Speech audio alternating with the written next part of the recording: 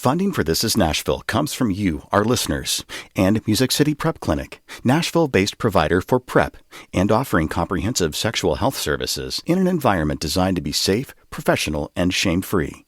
Learn more at musiccityprep.org. I'm Khalil Ekolona, and this is Nashville. The future of higher education and its makeup hangs in the balance as the Supreme Court prepares to rule on two landmark affirmative action cases. In essence, the court will be deciding whether race can be used as a consideration for college admission. The court has upheld this in the past, but last year, the conservative-leaning court went against 50 years of precedent and overturned the federal right to abortion. Fears that the same could happen with affirmative action has many advocates worried. They argue that diversity at institutions of higher learning will decline. Later this hour, we'll explore the status of affirmative action and ask, what's next? But first, the mass shooting at the Covenant School reignited conversations about school safety across the city. Last week, officials from Metro Nashville Public Schools and local police updated families on their security protocols, and tonight, there's a panel discussion at Hillsborough High School with organizations advocating to prevent gun violence. Here to talk us through the latest school safety news is WPLN education reporter Alexis Marshall. Alexis, thanks for being here. Welcome back to the show. Thanks for having me. Glad to be here. Glad to have you. So, Metro Council member Jeff Syracuse organized a series of 3 meetings centered on the issue of gun violence in response to the Covenant School shooting. But there's been months since that attack. Did anybody address why there was such a wait before holding these meetings? Yeah, that's a question that some people who attended the meeting had been questioning beforehand. And Councilmember Syracuse said that it was to give the community some time to grieve before coming together to discuss these issues, and also some time to be thoughtful rather than reactive to the shooting.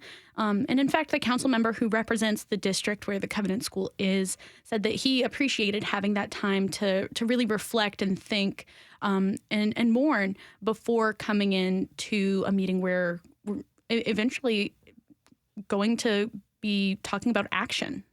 Now, remind us, what's Jeff Syracuse's role in the council, and why did he put this series together?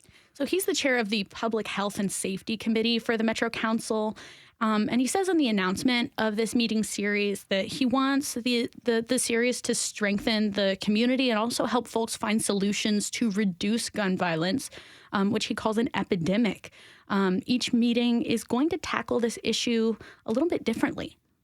So you were at the meeting with Metro Schools and Police last week. What did you learn there?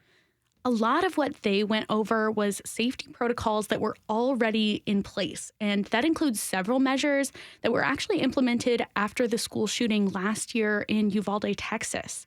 After that attack where 19 students and 2 teachers were killed, MNPS announced plans to increase police presence at their schools to the highest levels ever.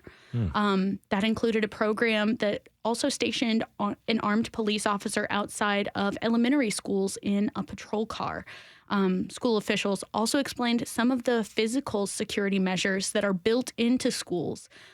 Those are things like security cameras that can be monitored remotely by police. It also includes security vestibules where visitors can be screened and kind of kept separate from the school community, and also instant background checks that happen in the front office when you sign in. So all of those are things that were already in place before the Covenant School shooting. So what new security measures are they implementing after the Covenant School shooting?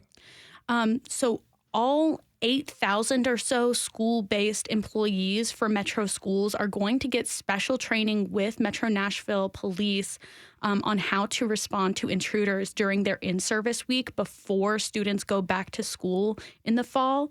And then one of the biggest updates is that the district and police are planning to have an assigned school resource officer at every middle and high school in the district.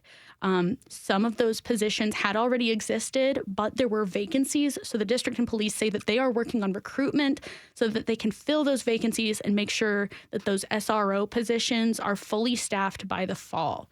MNPS also wants to continue having police stationed outside of elementary schools with what it calls safety ambassadors on the inside of those buildings.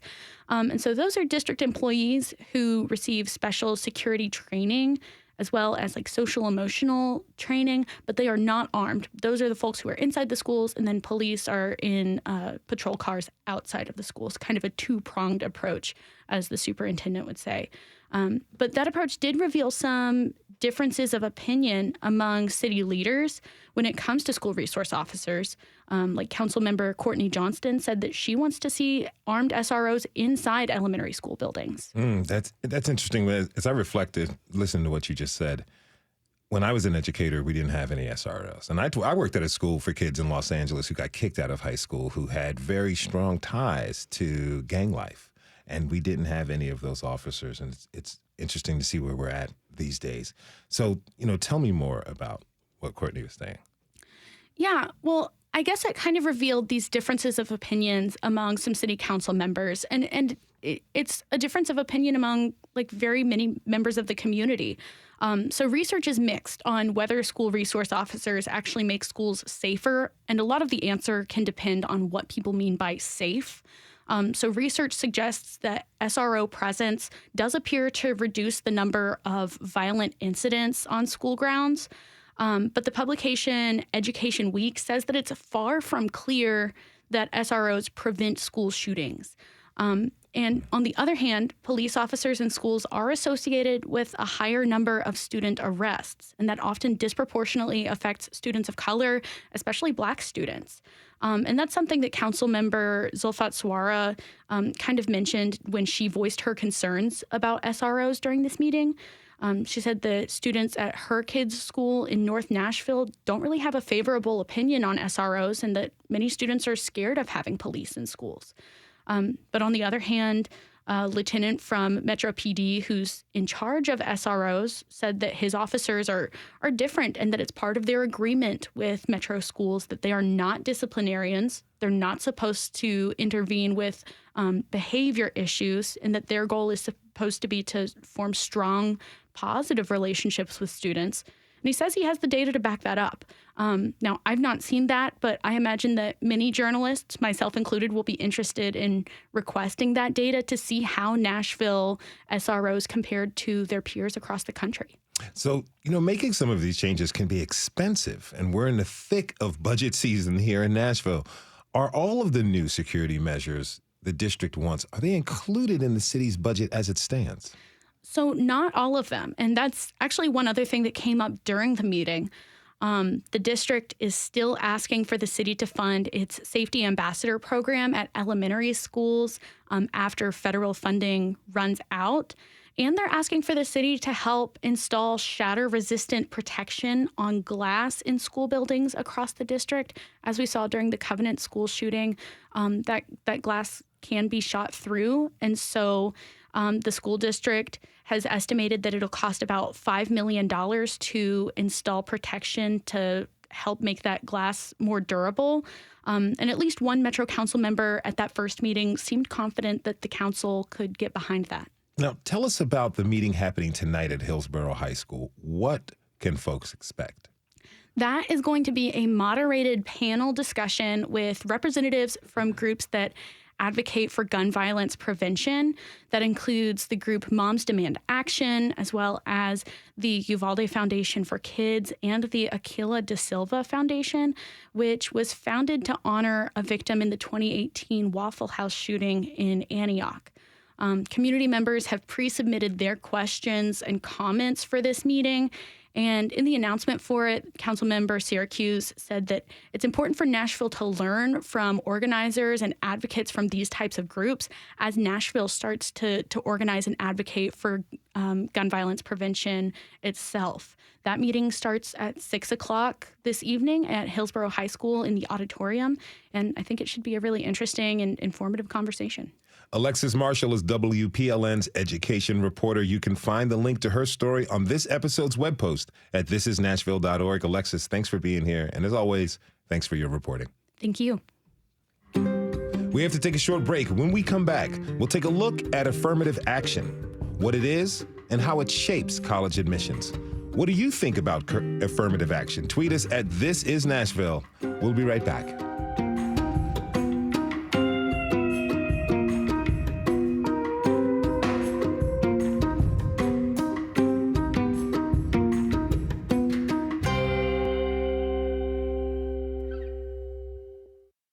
Funding for This Is Nashville comes from you, our listeners, and Music City Prep Clinic, Nashville-based provider for PrEP and offering comprehensive sexual health services in an environment designed to be safe, professional, and shame-free. Learn more at musiccityprep.org. I'm Khalil Colonna, and this is Nashville. Attending college is about more than just hitting the books. It's also about being in new environments and meeting new people. If campus is a diverse place, then there are more opportunities for students and staff to learn about perspectives other than their own. But studies show that diverse campuses don't just happen. And affirmative action has helped colleges and universities diversify their student bodies, in part by considering race when reviewing applicants. This has provided more opportunities for Black and Hispanic students who've been historically underrepresented. But that practice may change. Soon, the Supreme Court is set to render its decision on two landmark cases. Joining me now to talk about what affirmative action is and how it impacts higher ed are Dr. Kelly E. Slay, Assistant Professor of Higher Education and Public Policy at Vanderbilt, and Matthew Shaw, Assistant Professor of Law, Public Policy, and Education at Vanderbilt. Kelly, Matthew, thank you for being here. Welcome to This Is Nashville. Thank you for having us. Thank you. Really great to have you. Excited for this conversation. So, let's begin with the basics because this can be a point of confusion for folks. Kelly, what is affirmative action in the context of higher education? Sure. So let me just first say that in 1965, President Lyndon B. Johnson issued an executive order which prohibited the discrimination based on race, gender, religion in organizations that had federal contracts. And then later focused on affirmative action, promoting opportunities for women and for racial minorities. We later see that colleges and universities across the country also began to use affirmative action as a way initially to remedy a longstanding history of racial discrimination, which prohibited Black students in particular at that time from being able to access institutions of higher education. Since then, affirmative action has expanded and has shifted, I should say, as a policy not necessarily meant to address racial discrimination or remedy a history of racial discrimination, but more so to promote diversity. Some people think, opponents, they claim that it's a quota system. Is that true? No, it's not true. And I'm sure Matthew is ready to jump in here as the legal scholar. Racial quotas are illegal, and they were made illegal in the first case to challenge affirmative action, which is the Bakke case in 1978, with Bakke, a University of California medical school applicant who challenged the admissions process. And so racial quotas are not illegal. I mean, are illegal. They are not legal. Let me be clear about that. Okay, Matthew?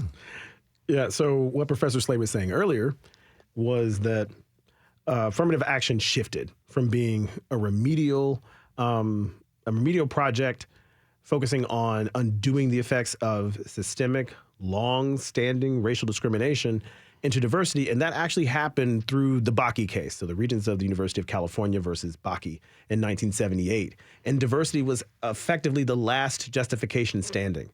So there were a number of justifications that were brought in 1978, whether it were, increasing the number of minoritized doctors, increasing the number of minoritized people who were able to access medical school, and then generally remedying past discrimination. And those were all found to be unjustified with respect to the University of California Davis Medical School.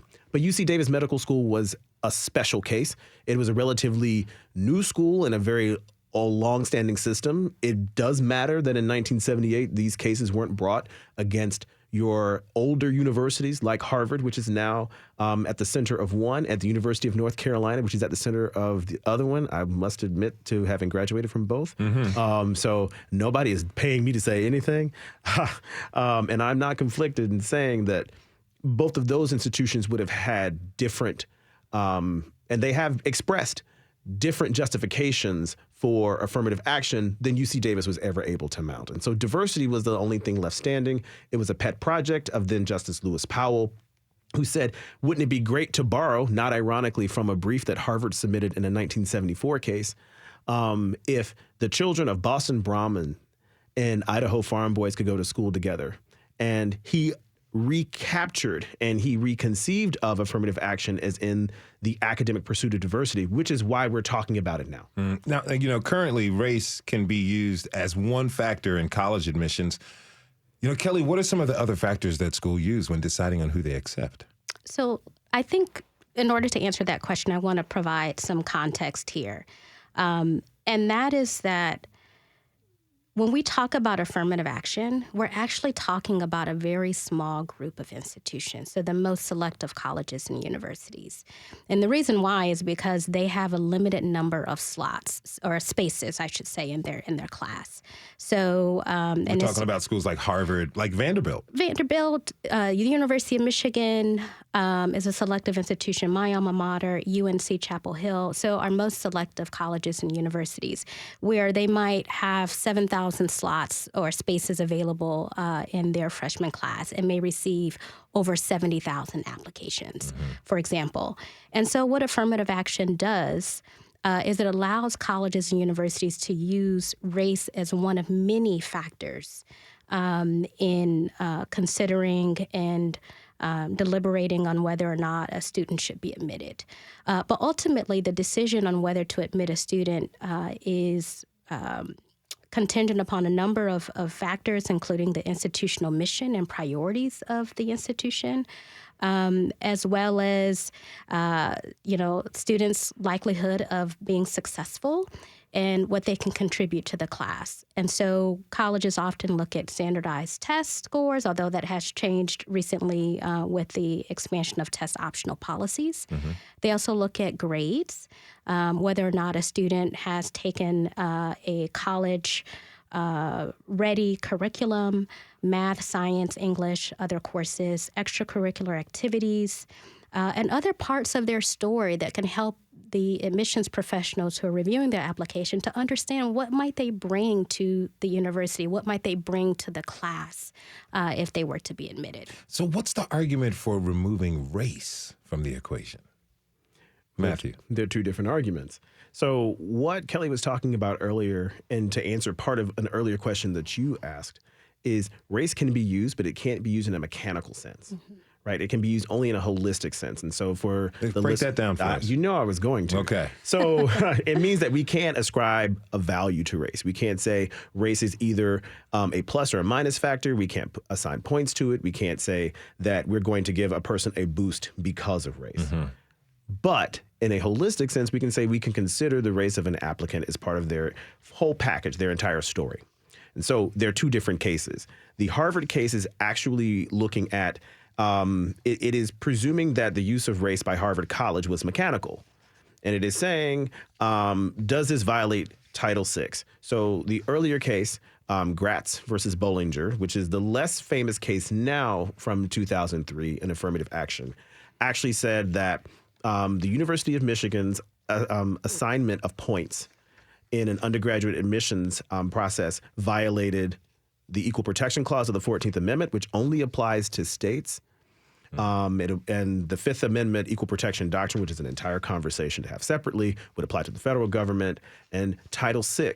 But the conversation was never clarified as to whether Title VI, which private institutions that receive federal funding are bound by, whether Title VI actually forbids the mechanical use of race for them as well. And so that's what the Harvard College case is about. It's about Title VI. It is about what the court has tried to construe as a mechanical use of race by a combination of interviews or other demographic data that Harvard College has taken that might let a person know what the race of an applicant would be. Okay. The UNC case is different. So the UNC case is reviewing Grutter versus Bollinger, the more famous one, which was reviewed again in Fisher versus Texas in both 2013 and 2016.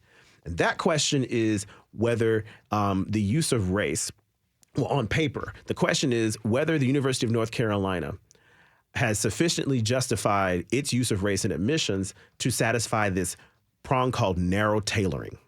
So I know I'm walking through a lot, and I apologize to your listeners, but if they hold on, if they keep up with me. I think they're holding on. If you will hold on with me, there are three things that have to be satisfied under the Equal Protection Clause in order to use race. So race, any governmental use of race is reviewed under what is called strict scrutiny. All right. So I like to teach it in this way. Is there a compelling governmental interest to use race?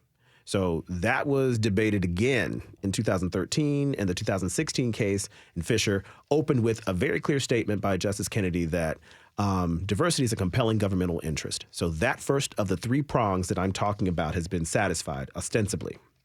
The second, is it necessary? And so necessity is, we think about it is, are there any other ways that we could accomplish a racially diverse class without actually using race itself? Mm-hmm. And so that's a question that's lurking in the background here. But the final one, which is bringing back Grutter into the UNC case, is it narrowly tailored? So presume that the interest remains compelling. Say even that it might be necessary. Have you only used race to the extent that you must? Because if you've used it too much, then that's unconstitutional. So that's where the question is officially presented, but the entire conversation is on the table. Now, Kelly? If I could, I just want to amplify something that Matthew said, and it's about how we use race. I think that there are some misconceptions when we talk about race-conscious affirmative action, that there is some kind of a point system or there's a checkoff box or that it's being used in a mechanical way. But I want to just elaborate on the fact that when colleges and universities are using race in the admissions process, one, it's with a number of other factors, some of which I've already outlined. But two, they use it because they want to be able to contextualize an applicant. So what being able to use race as one of many considerations allows an institution to do is it allows them to think about, for example, one of my mentors who was a Latino male in Chicago was a 4.0 student. But because of his familial obligations, helping with his family, his parents who English was a second language, he wasn't able to participate in as many extracurricular activities. And so understanding that allowed the institution to put into context his application in a way that allows them to make a better assessment of this applicant and what they could potentially bring. So it's the socioeconomic backgrounds as well as the academic background that each student comes with that the schools are considering and using to weigh their decisions of whether to admit them or not. It's all of that. Mm-hmm. Definitely socioeconomic background is a part of it, but the racial aspect and the ways in which race is experienced differently by different social classes experienced differently by different racial and ethnic groups. Now, you went to the University of Michigan. Yes. Where this kind of blew up in a major way. Mm-hmm. Tell me about that. Yeah, so that's actually how one of the reasons why I've been interested in studying affirmative action. So I was a student at the University of Michigan in 2003 during those two important cases, which Matthew has already outlined. I was a student in 2006 when voters across the state decided to ban affirmative action. It was put on the ballot. And what I noticed in 2013 when I returned to Michigan after being in Chicago for 4 years was a very notable decline in diversity. So racial diversity, and I'm thinking particularly about Black student enrollment, decreased by 50%. In fact, I could go on campus and I could count on one hand the number of Black students that I would see in a day. So it was a very remarkable difference. And that is one of the reasons why I've been interested in understanding what happens when we ban affirmative action.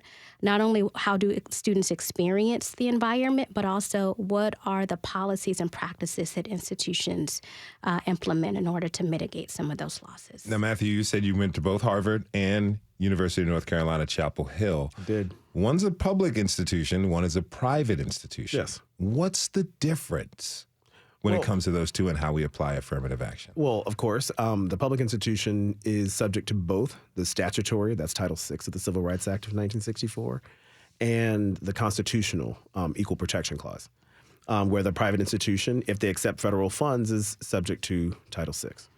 I'm sorry. Yeah, that's right. That's the only difference, and that has been part of the conversation that has been left unaddressed. This is the first time that the court is considering whether a private institution can accept that as a condition of receiving federal funds. That can't be lost. It also can't be lost that Justice Ketanji Brown Jackson is not participating in the Harvard case because she recused herself, having previously served on the governing board of Harvard. On the ground, I will say, having attended both places, they're both diverse in many ways. They're not necessarily as racially diverse as one might want, but then here's actually exposing the hidden conversation. We're not just talking about diversity. And I think when you asked the question about socioeconomic status and other things, I was really happy to hear my colleagues say, well, but there's a racial component to all of this that is separate and apart from SES, that is separate and apart from class, that's separate and apart from education, from all of these things. Race is a factor in American life, and it is unavoidable. We're also having a conversation in Tennessee about that. It is unavoidable. And I think part of the reason we're having this conversation is because everyone knows this.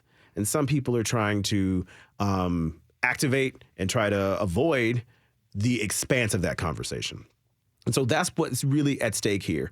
Do we want to have, for example, at the University of North Carolina, can the University of North Carolina honor its equal protection obligation to all of its citizens and all the people who apply by considering race among all of the other factors that the University of North Carolina considers, right? One of the most beautiful things that Justice Jackson asked, because she was able to participate in the UNC case, was about legacy. Yeah. And so what she did in the oral argument in asking the question, she reframed the question about heritage and legacy and family. So certain groups of people at the University of North Carolina have been multi-generational Tar Heels.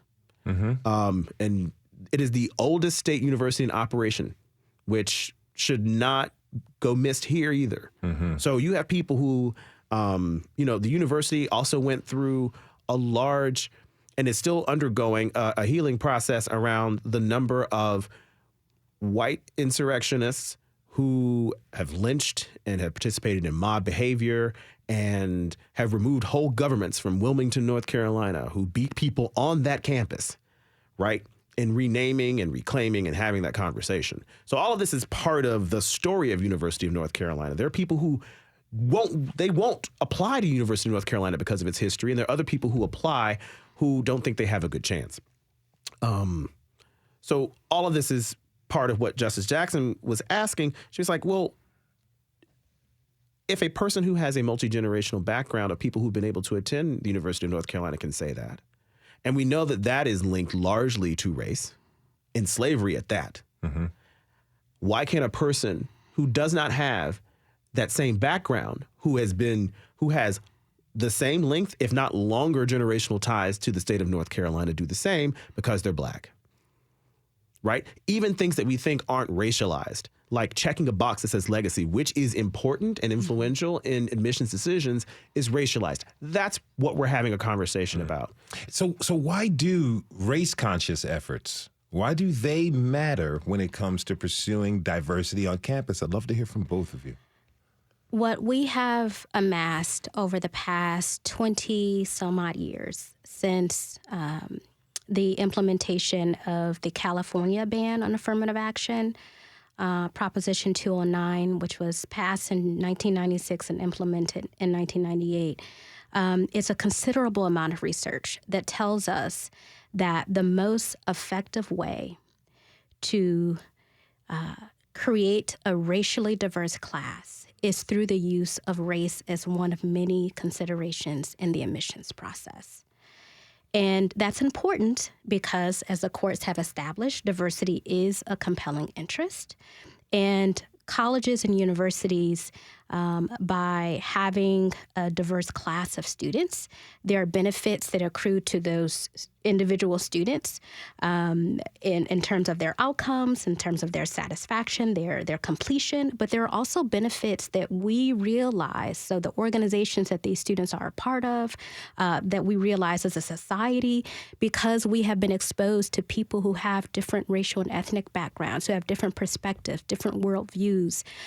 We are in an increasingly global society.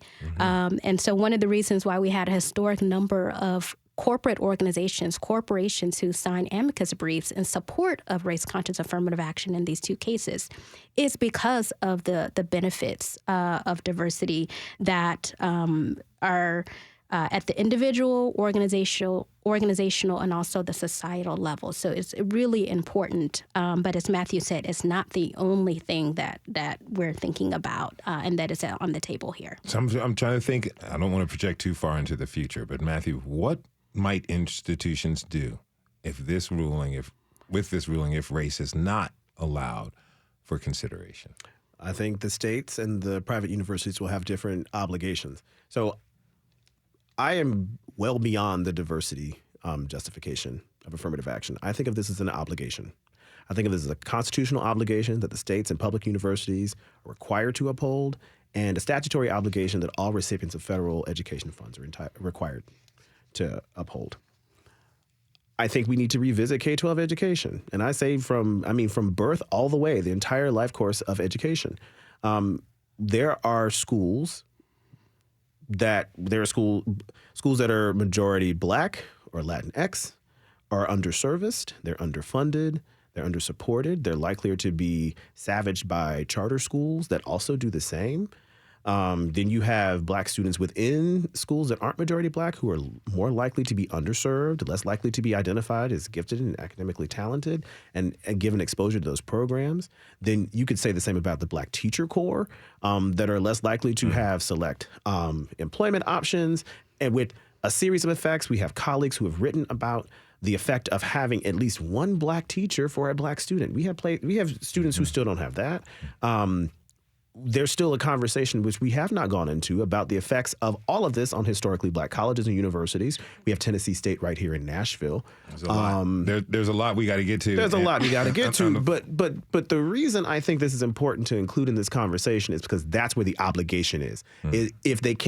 If we are not allowed to handle this at the college admissions place, we have to handle this in the K-12 education space. All right. I want to thank you both for being on the show. Thank you for your words and for this legal lesson. I really appreciate that. My guests were Dr. Kelly E. Assistant Professor of Higher Education at Public Policy, and Matthew Shaw is an Assistant Professor of Law, Public Policy, and Education. Both are with Vanderbilt University. Again, thanks to you both for being here and helping us understand. Really appreciate it. Thank you. Thank you. We have to take a short break. When we come back, we'll explore what a reversal of affirmative action could mean for students who have hopes of attending college. You can join the conversation by tweeting us at This Is Nashville. We'll be right back.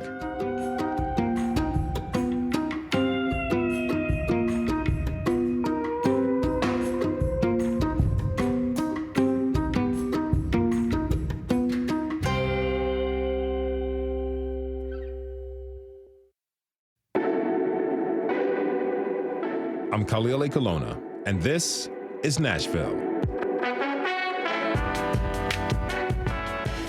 We're talking this hour about affirmative action and how a Supreme Court ruling could change whether schools can consider race when reviewing applications. Now, applying to college is a big step. And it's not an easy process. When I applied to college, I had my parents, 2 older siblings who were in college themselves, and a guidance counselor to help me. Some students don't have those resources. So what is it like to apply for college today? For that student perspective, I'd like to introduce my next guest. Katherin Gomez is an incoming freshman at Fisk University who went through the college admission process with the help from Persist Nashville. Katherin, thanks for being here. Welcome to This is Nashville. Thank you for having me today. Really excited to have you. So, walk me through your college application process. What was it like for you? Okay, so in total, I applied to a total of 10 schools, majority being in-state schools, some schools in Virginia, and a school in Atlanta. I'm not gonna lie, it was rough. It was a little rough through it all, but I was blessed enough to have a really good college counselor at my high school, and with her guidance and through my peers and my teachers, they've all helped me throughout the whole application process. But the most stressful part was definitely filing FAFSA because I like to mention I'm a first generation college student. So my parents, they didn't know how to help me with that or how to file the FAFSA with me. So I was pretty much on my own for most of it, but I had to self-advocate for myself and get the guidance from my college counselor and also reach out to schools and do a lot of things on my own. One of the I tried having a plan for myself throughout my whole senior year, and part of my plan was having a meeting with my college counselor. I literally went up to her. I'm like, hey, I feel so behind. I have no clue what I'm doing, but I really want to go to college. And she was like, okay, Katherin, you are not behind. You are you're stepping in the right direction, and let's just create a plan. So I created a plan for myself, set personal deadlines when I want to have my essay done, have a good assortment of schools. I want to ask you about your essay real quick. That's a major stress point for a lot of students. What did you want to convey in your essay? I wanted all the schools to know that I'm a very outspoken person, and my family can attest to this. That I would just say it how it is. I can I backtalk and I speak my mind. So in my essay, I wanted to show the generational trauma that lives within immigrant households. So in my essay, I talked about mental health within my own community. So being my family, and what I did to start the first steps to destigmatizing mental health, because I'm an incoming freshman at Fisk University majoring in psychology on the pre-med track. So mental health is something that I'm really passionate about. So in my essay, that's what I really wanted to discuss, that I'm really passionate about mental health and destigmatizing mental health within Black and Brown communities. Now I'd like to introduce my next guests. Nicole Davari is Director of Community Engagement and DEI at Persist Nashville, and Dr. Eric Stokes is the Assistant Vice Provost at the University of Memphis. Thanks to you both for being here. Welcome to This is Nashville. Hola, hola. Thank you. Wonderful. Thanks for having me. Thank you both for being here. Now, Nicole, how does Katherin's story compare to the other students you work with? I want to say that, of course, Katherin is beautiful and unique and wonderful. And also, unfortunately, it's not unheard of, right? This process of, I'm the former director of YMCA Latino Achievers, is actually how I've known Katherin since 9th grade. And okay. And so being able to see this whole process for not only her, she has a twin, Macy, as well, and being able to see this story time and time again of students that maybe come from mixed status families, so where a student may be a U.S. citizen, but there's undocumented parents. And so working with first-generation college students of all races and of all backgrounds. So tell me, what are some of the primary goals of Persist Nashville? Absolutely. So we all need community. We all need at least one person. And so Persist Nashville, so I worked in, as I said, Latino Achievers was college access, whereas Persist Nashville is college persistence. So our timeline with students really begins their spring semester of their senior year. And so we know right now only 27% of MNPS grads are actually earning a college degree. Only 27%, you said? That's correct. Wow. Yeah. And so, and that's not always because of many students attending and dropping out. It's actually just with well intentions, but then students along the way, we have this term in this field called summer melt. And so often our students don't make it through that summer between their senior year and actually enrolling in school because life happens, and a lot of the supports in place for high school students, they're on to the next class. And so Persist Nashville is a coaching or the core of what we do is being coaches to students and being able to support them through that process of getting through the summer, getting to orientation, but not just I always say it's conversations from how do I register for classes to, oh, I'm on a predominantly white campus and I do not know how to navigate this space. So there's a wide variety of coaching conversations that our team has. All right. Now, Dr. Stokes, you work on strategic enrollment services at the University of Memphis. Tell me, why do you take race into consideration when assembling a student body? Yeah, so colleges use race as one factor among many, as many of your other panelists have said, and we use it in a way to help build a diverse class of scholars, because these are the scholars that are going to be in the classroom, they're going to be involved on campus, and ultimately go into the workforce. And just as we want a diverse boardroom or a diverse factory, we want diversity amongst the campus, and we're preparing those leaders. And so we've got to build that class at the beginning, at the admissions, point of admissions, so they can go off and thrive. And, despite all the efforts and the policies that have been in place, there's still, it's still tough to overcome the systemic inequities that have been in place and still are today.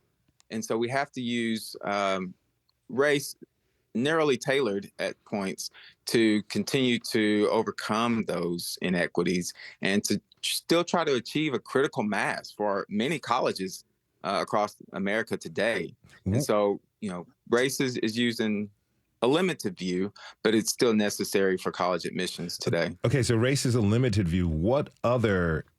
Two things for you. What other factors do you consider, and then why does diversity matter on college campuses? Yeah, so we consider many factors in the college admissions process, both cognitive and non-cognitive. Of course, the cognitive factors are your GPA, your test score, the classes you take, the rigor of those. And then the non-cognitive things also inform a student's predictability of success, such as their background, their income, their race, their gender, the major they want to go into, the legacy status, as our other Dr. Shaw has mentioned before. So all of these factors really come into play, and depends on the institution's mission. It depends on their goals and their strategic goals of how they'll use those different factors to help build a class. Now, and to your other question of, yes, go ahead. So. No, please.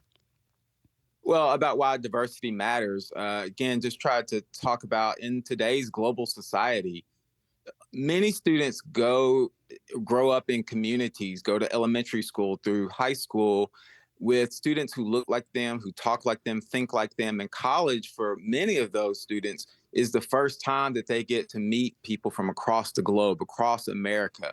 And this is the training ground, not just for workforce skills, but also for cultural competence and to be a good American, a citizen of this global society.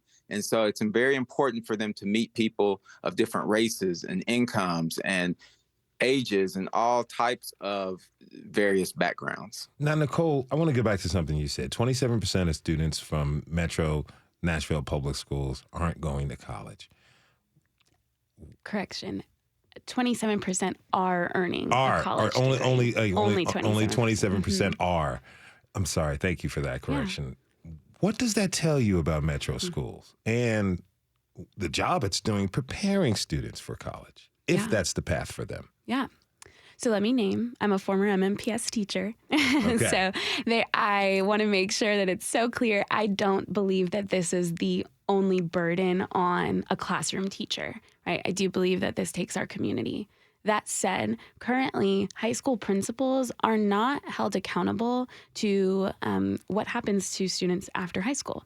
So graduation rates are important, attendance rates are important, but there's nothing that is a part of the measure of a school's success that has anything to do with post-secondary attainment. So I think what that means right now, we have the New Skills Ready project that has been supporting just a few schools with college and career readiness coaches that are in the schools, but it's very few, and actually it's grant funded. So they're in beginning. We just came from the meeting this morning, year 4 of a 5-year grant. So after that's done, we're not sure.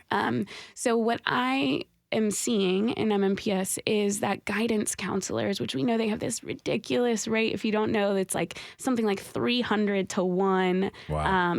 Students for guidance counselors. And guidance counselors were never meant to be college access coaches, right? They were social emotional needs. They balance so much with such large caseloads. So what is my takeaway is that MMPS really needs to prioritize having college readiness coaches or college prep courses that are going to be able to prep students. And that's just not a priority right now in our schools. Now, Katherin, you mentioned that you applied to 10 schools and your decision, came down to Lipscomb and Fisk.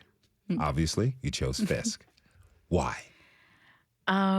So initially, Lipscomb was the dream. It was the goal. I fell in love with campus, fell in love with the people there, and just the overall environment.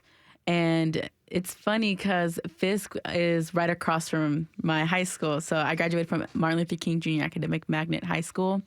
And I always told myself, I'm not going to go to that college across the street. It's going to feel like I'm in high school again. But when it came down to it, financial aid played an important role. So when it came down to comparing financial aid packages, Fisk offered me more financial aid.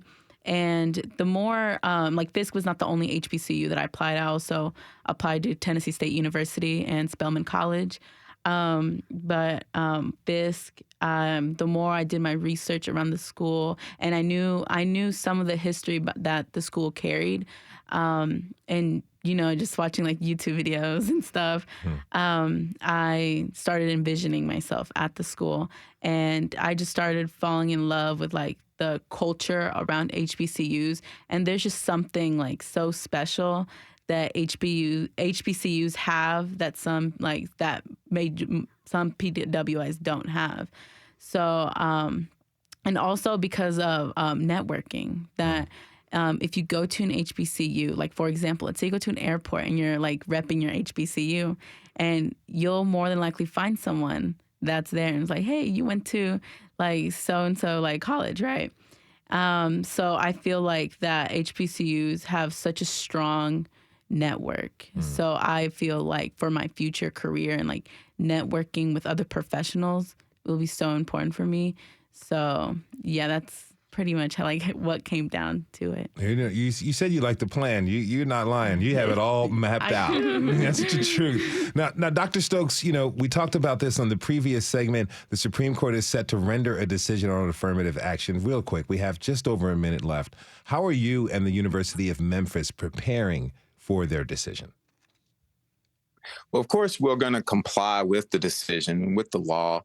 But it also is a good time for us here at the University of Memphis because we recently launched our strategic plan that focuses on access, opportunities, outcomes for students. And so with that process, we've already been reviewing and will continue to review our own institutional practices and policies to help make sure that they ensure are effectively addressing our mission and our vision. And as it respects to the consideration of race with the impending decision, we want to make sure that it's used in a limited way that is necessary for our business need. And so that's what we're doing here at the University of Memphis. But like many other R1 universities, we employ a holistic review admissions process. And so that's where the court's decision will most likely have the most impact within the admissions process. And as I've already mentioned, we look at a number of characteristics. So we'll of course comply with the law, and we'll adapt and persevere through that to continue to achieve our goals. All right. Well, we have to end it here. I want to thank all of my guests for coming on to the show. I want to thank Katherin Gomez, future freshman at Fisk University, Nicole Davari with Persist Nashville, and Dr. Eric Stokes, assistant vice provost at the University of Memphis. Thanks to you all for being here today. Really appreciate it. Thank you.